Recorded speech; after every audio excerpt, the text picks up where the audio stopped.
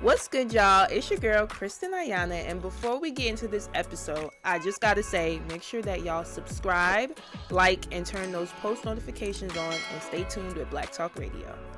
Welcome to Black Talk Radio, hosted by Kristen Ayana. Listen as we discuss the latest in Black culture, Black news, and Black entertainment. What's good, y'all? It's your girl, Kristen Ayana, and welcome back to Black Talk Radio, where we discuss the latest in Black culture, news, and entertainment. Now, I'm super duper excited because we have a very special guest in the building with us today. Who do I have? Tayjah. Hey, girl. Hey. First of all, I just want to say you are definitely fitting the theme. The pink, very on brand. Okay, yes, very on brand. So for those who may or may not know, can you just tell us a little bit about yourself and, of course, like what made you start getting into music? Right, so my name is Tayjah. I'm an up-and-coming R&B artist. And how I started off with dancing, and then it turned into DJing. Mm-hmm. And I started recording, music more professionally, and now I'm here. I love that. Now, what was it like for you in the dance scene and like in the DJ scene? Because I feel like those are not things that I hear like a lot of artists say like they started out with and then like moved on to music, creating music. When I was dancing, I was younger, so I was going to like the dance classes, technique, ballet, and jazz and all that stuff. I really, really, really enjoyed it. And then with DJing, I think being in a predominantly male, dominated industry, right, and still doing your thing, I feel like I had so much fun. And so now it almost feels like a mix of them both. Okay. Making music. What kind of events like would you DJ? I was doing like birthday parties, like little club scenes, and then I also like just did a lot of like, how during quarantine, like those videos and lives and all that stuff. Yeah, that's fire. How did you learn how to DJ though? Like you just one day woke up and was like, okay, I'm gonna just try it out, or like was there someone around you who did it too? So I taught myself. I watched like The Get Down on Netflix. Okay, yeah. Yeah, and I was just in love with that show. I just walked into Guitar Center one day. I saw the equipment, picked it up, and I just started from there. I love that. And it also shows too, like, the fact that you're willing to like just try something new. Like, I feel like so many people at times can be like afraid or like, oh, I don't know, like I don't want to look stupid. So like it's good that you were able to like tap in and get into DJing that way. Now, as far as like creating music, what was that moment like your first time in the studio? So much fun. Like it almost felt like all of my world just like colliding, becoming one. It was very fun. Like creating, freestyling, getting on the beat, like just very fun. Yeah, I love that. Now, is there like anyone around you that does music, like friends, family, or and if so, like how has that been like instrumental? So my mom, like growing up, she sang in like a choir, like in her school. Okay. And my cousin Tosh Alexander, she does music as well. Oh, Tosh, I love that. That's fire. So very inspiring. Yeah, definitely. Okay, dope for sure. That's fire. I do listen to like some of Tosh's music, and I do like her tracks as well. So, okay, we got like a musical family vibe going. Yeah. So, are you originally from New York? Yeah, okay. New York, born and raised. What part? So I used to live in Queens, now I live in Long Island.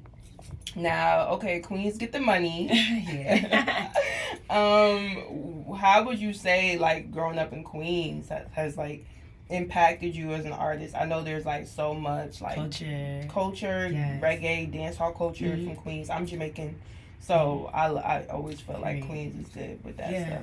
I went to a private school, but the private school was like really gifted and like they really focused a lot on like arts. Okay. So I was able to like really express all my talents and just be creative like with school projects, but then they also did like assemblies, talent shows. So I was dancing.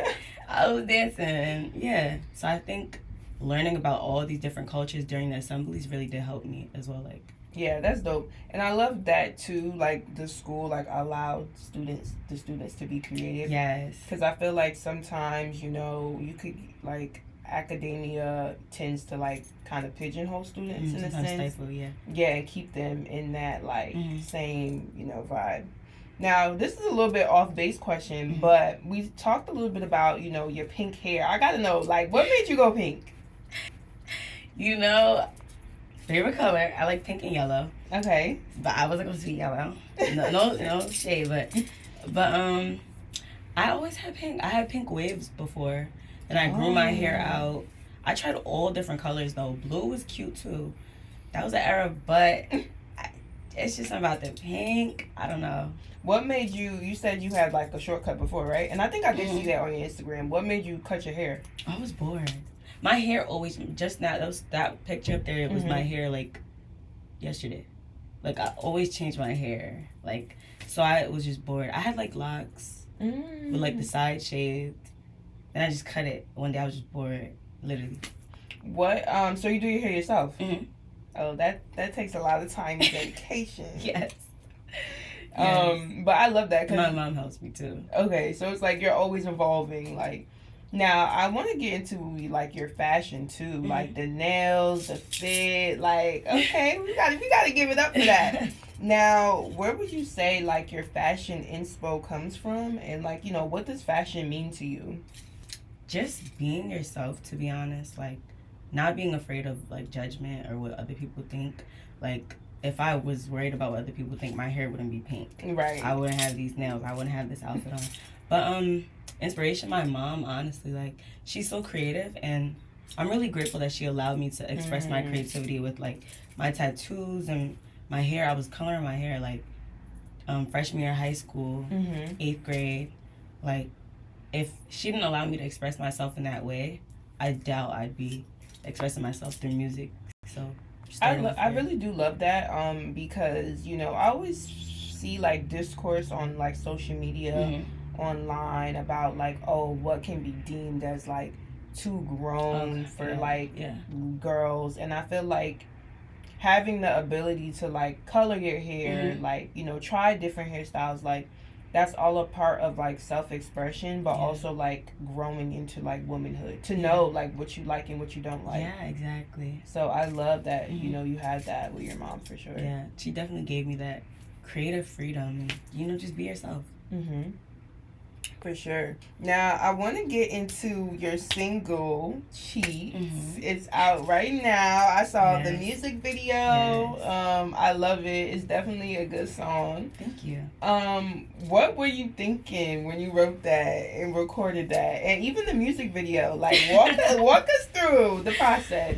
The thought was, I should have cheated, looking straight in the camera, like, but no, like, literally, the thought was, I should have cheated.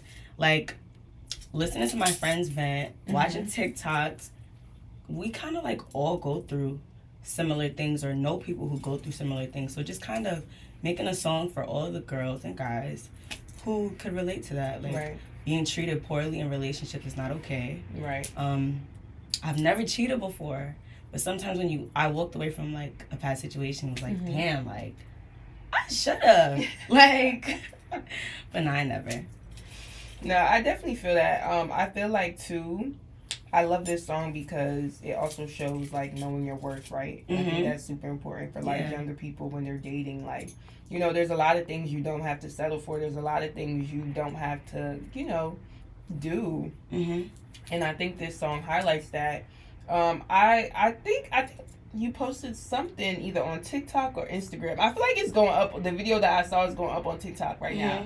And I think you were saying like, don't say you're gonna do something, but like you don't do it. Yes. So I want to get into that. I just don't like when people aren't like, you know, like if you're not a man of your word, like you say you're gonna do something for someone and you don't do it, type of thing. That's just where it kind of came from. Just random thought. Yeah, I feel that too though. Like I feel like, you know, as humans, your word is really like all you have. Like, don't say you're gonna do something and then you don't do it. But then the thing too is like some people say they're gonna do stuff and then they don't do it unprovoked. That's when I really start getting upset. Because it's like, yo, I didn't even ask and you telling me, oh, I was, that's so annoying. No. So I definitely felt you on the video, and I definitely felt you on that song. Now, as far as like the music video goes, what was it like shooting that? So much fun, like, honestly, so much fun bossing around Jelani. Shout out Jelani. I always have fun shooting music videos. That one in particular, I think, I was able to kind of bring out like my sass and you know, yeah, I really have fun. I love that. What would you say has been like your favorite like music video you've done so far in your career? Probably Best Friend was my first one. So definitely Best Friend. I think I've seen that one too. Like on the steps, like you have like the scene like on the steps with the girl in the car. Yeah, I seen that. That one was really fun. Yeah. That was cute. Okay. Best Friend. I love all your songs though because I feel like they're very like relatable. Like Thank you. Very girls girl. Yeah.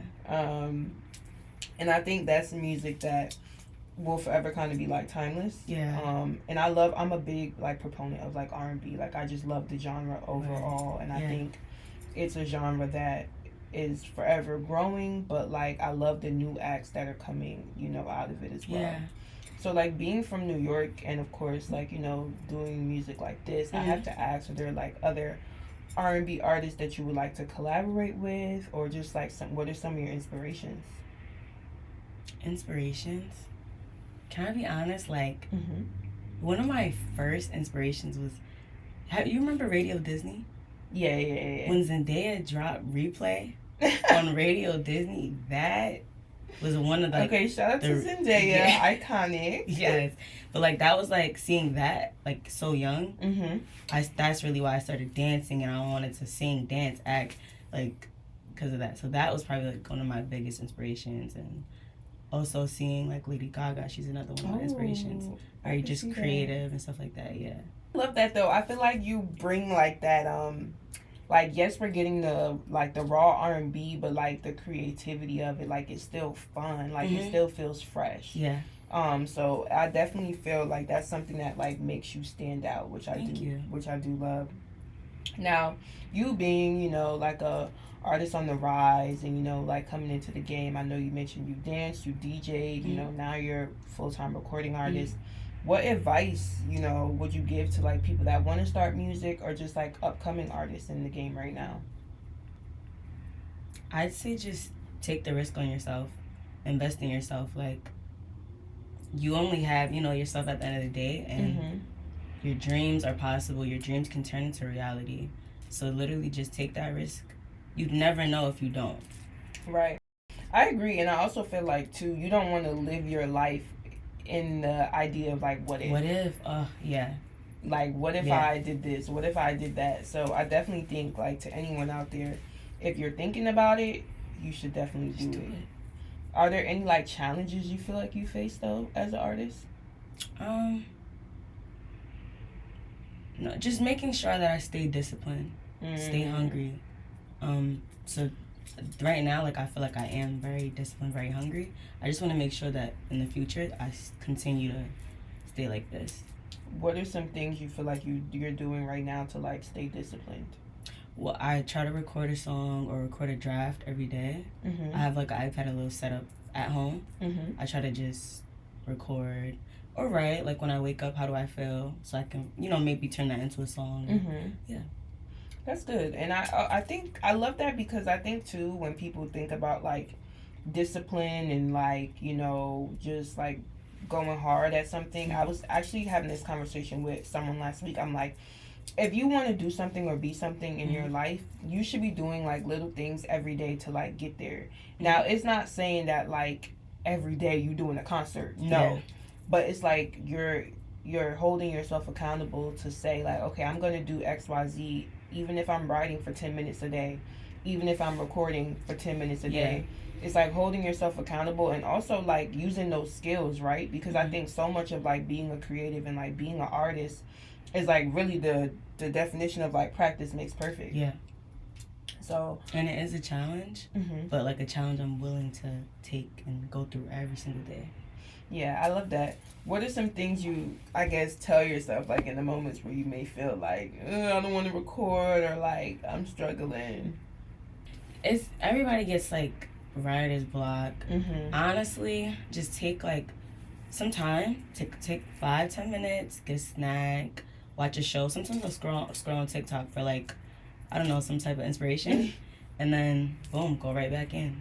Literally. Set a timer and That's it. Yeah, I think breaks are important too. Mm-hmm. Like, you know, sometimes you gotta walk away from something and then come back to it to create like the best piece of art.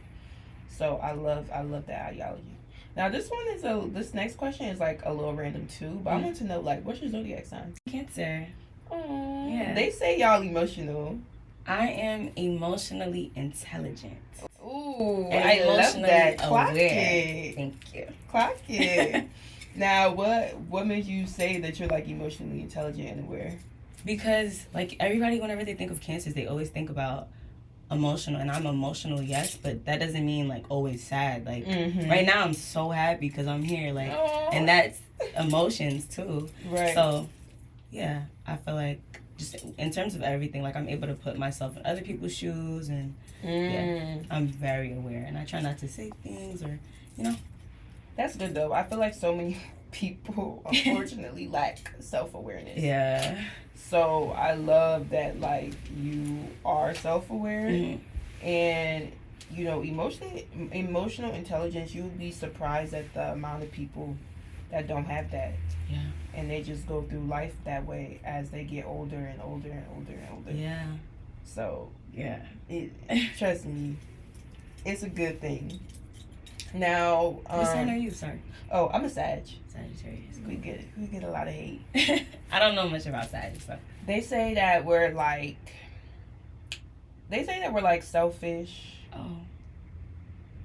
We're fire signs, so it's very like a lot of passion. But they do say that we're selfish, which I can see because like Sagittarius are very much like they're gonna do what they want to do no matter what. Wait, when's your birthday? December 10th. December 10th. Oh. Yeah. Wow. December Sag, but it starts at the end of November to like the middle of December. I think my brothers are Sag. That makes sense. Yeah? Yeah. When's his birthday? November 26th. Yeah, he's definitely Sag. Okay. That makes sense. It's giving selfish, huh? No. I love him now, but that just makes sense. Okay. Yeah. We're very like headstrong. You can't really like sway us. We're gonna do what we want. Like thing. Yeah, that's him. It's our life at the end of the day. Like, yeah, we might ask for advice, but we still gonna do what we want, take with a grain of salt. Yeah, like whatever. That's definitely Sages. Now, I want to talk to you, you know, with you just being like independent artists. I always like to ask artists, like, do you have a team and, you know, any type of management? And if so, like, how was that formed and how do you feel that has been like helpful to you, like in your career? Sitting right here, CJ the chemist. He has been a great help. Like, just the mere fact that he just believes in me, just that alone is so like moving, and it really allows me to just continue to be myself and just continue on that path, just being that somebody's there for me and you know, willing, like, so yeah. I love that. Now, how did he become your manager? Like, how? So, started off, I was DJing. I ended up doing like a mix to like one of his rhythms. Which one was it again? Scan Gunman Shift. And I always make sure I tag everybody who's involved, and I tagged him, and he saw it, and we were mutuals from there. And then I post like a little snippet of me, like that one time when I recorded, and from there he was like, "Oh, gotta get you on a and then started recording at his studio and been locked in ever since. I love that. I love that it was organic too. Like, I feel like you know, the best type of like management and artist relationships are the ones that are organic. Yeah.